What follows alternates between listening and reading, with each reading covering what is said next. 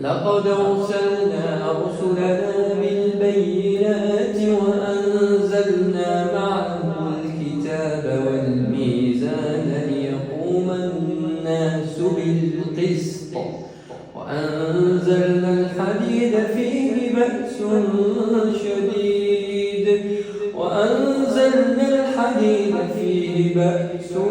شديد ومنافع للناس وليعلم الله من ينصره ورسله بالغيب إن الله قوي عزيز. ولقد أرسلنا نوحا وإبراهيم وجعلنا في ذريتهما النبوءة والكتاب فمنهم مهتد وكثير منهم فاسقون.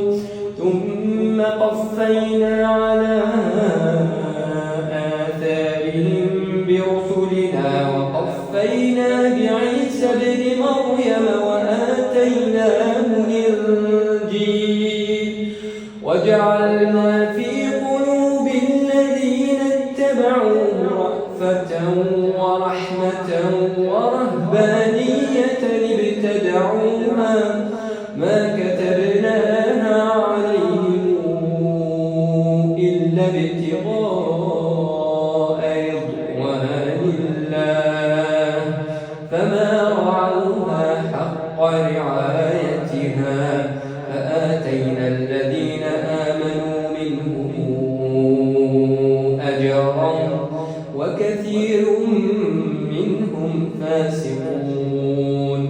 يا أيها الذين آمنوا اتقوا الله وآمنوا برسوله يؤتكم كفلين من رحمته ويجعل لكم نورا تمشون به ويغفر لكم والله غفور رحيم.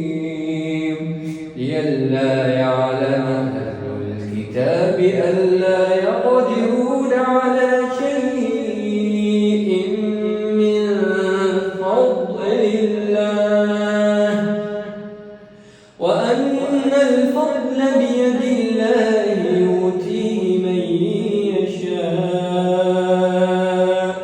والله ذو الفضل العظيم.